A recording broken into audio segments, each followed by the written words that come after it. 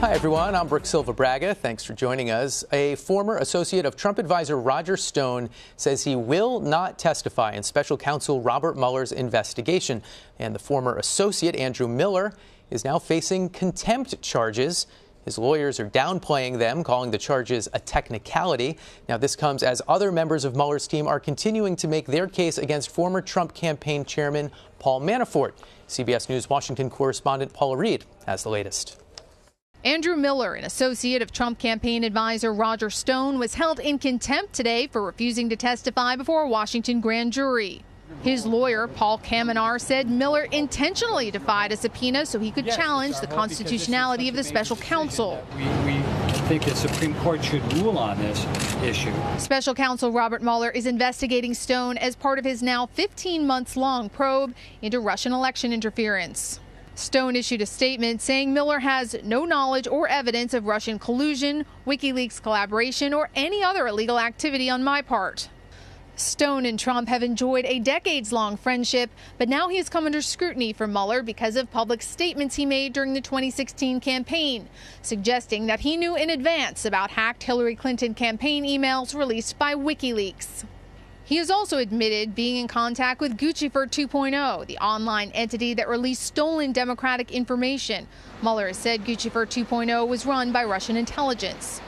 Miller is just one of a number of witnesses connected to Stone who have been called to testify before the Mueller grand jury.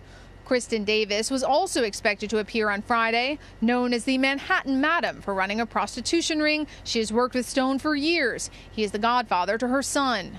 This week, the president's lawyer, Rudy Giuliani, called into Jay Sekulow's radio show and doubled down on his demand for the special counsel investigation to wrap up soon. We do not want to run into the November elections. Paula Reid is in Alexandria, Virginia, outside the courthouse where Paul Manafort's trial is underway. Paula catches up on the trial. Today, the jury heard new evidence about how Manafort tried to secure a job in the Trump administration for a bank executive who helped him secure a $16 million loan. Today was an unusual day. We expected the prosecution to wrap up their case, call at least 4 witnesses, but there was an unexplained delay after a meeting between the judge and lawyers for both sides. We didn't hear the first witness today until 2 p.m., so the prosecution's case is going to carry over until Monday, but it's still possible the jury could get this case late next week. Prosecutors also filed a motion Friday criticizing Judge T.S. Ellis. What do we know about that? That's right. There's been long simmering tension between the prosecution and this judge.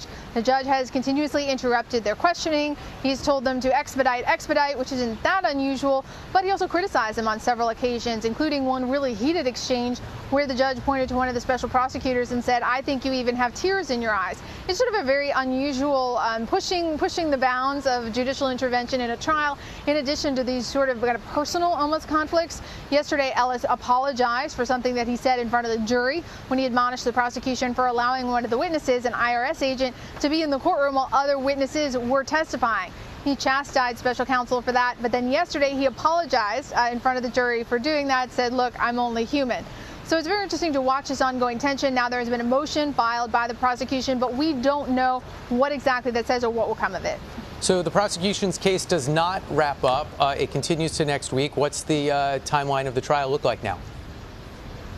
Well, it looks like the prosecution could wrap up on Monday. The defense is expected to take about 3 days to put on their case, which means the jury could get this case Thursday or Friday. It would be a squeaker to try to get a verdict by the end of next week, but it is still possible. You just never know when a jury gets a case how long it'll take, but they have 18 counts to consider. And finally, put in context for us how this Paul Manafort case fits into the larger Robert Mueller investigation.